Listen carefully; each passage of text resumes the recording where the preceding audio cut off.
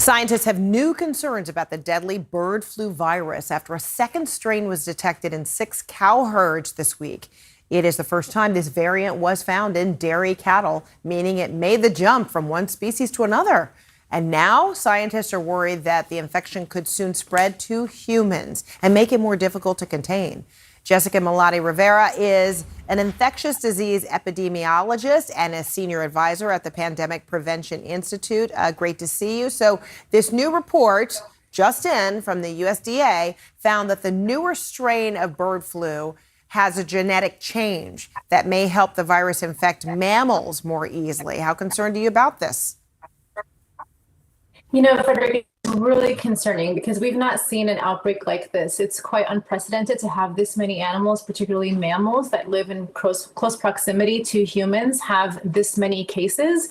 And with every new infection, the risk of mutation increases. And so when we saw news that this new, more severe genotype that had previously only been infecting birds, now in dairy cattle, it does raise a lot of alarms that we are not ahead of this outbreak. It is happening at a scale that we cannot get a hold of. And in the absence of really good data and really real-time data, we're kind of flying in the dark here. So what has to be done to get ahead of it or at least contain this outbreak? A few things. We need massive surveillance. We need to upscale our surveillance at a very local level with farmers, with cattle, with all types of bird species. We need to increase vaccination access to those who are most at risk. Those include farmers and people who are in close proximity, like veterinarians. And we need to have really good data systems so that these are really transparent, so that people can see exactly what's going on. These delays in the information are making it really difficult for folks to have responsive public health measures. And we've not really seen a delay like this since what happened with COVID-19 in those early days of the pandemic. So you said vaccination. Wait a minute. There's vaccination against bird flu for mammals?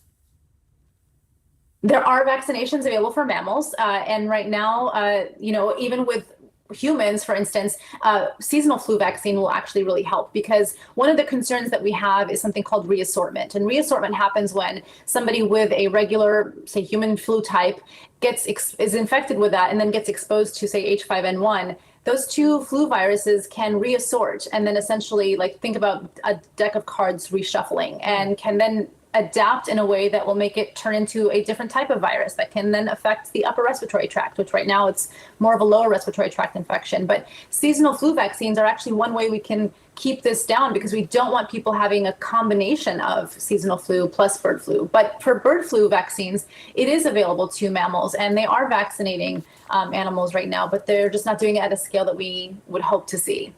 So what do you want to see happen next? Like I said, we need better surveillance. We need better data systems and reporting. I mean, just this week, we saw the CDC's MMWR, which is the Morbidity and Mortality Weekly Report, finally resume after a 2-week kind of unprecedented hiatus. What we were expecting to see were the 3 reports about H5N1 that were in the pipeline, but instead we saw a report about the wildfires in Maui and in Los Angeles. And that's the kind of data that will really help us make better informed choices. And so the biggest thing I want to see right now is transparency, communications, data, reporting, better surveillance. All of these things are really lacking right now, and it's causing us to have a really slow response to this unprecedented outbreak. Well, if you believe all those things are lacking now, what are your concerns or thoughts, or what do you look forward to if there is a vote of confirmation this coming week? Robert F. Kennedy Jr. Is nominated as Secretary of Health and Human Services. What are your potential thoughts, concerns about what's on the horizon? You know, the danger of having somebody like RFK Jr. at the head of HHS, an industry, an agency that oversees a workforce of over 80,000 people and a $1.7 trillion budget. The danger of this cannot be understated. We're talking about somebody who has a basic misunderstanding of the very thing he's trying to solve, chronic diseases. To not understand that infectious diseases are a large driver of chronic disease infections is a huge misunderstanding. And to want to cut infectious disease research for what he said 8 years during an unprecedented infectious disease outbreak is unbelievably dangerous. What he's trying to do is relitigate evidence or science for which we have mountains and decades of evidence to prove the very thing that he's claiming either doesn't exist or is not true. It's unusual that he also continues to invoke the scope of work that is outside of HHS, things that would be under the purview of, say, EPA or even USDA.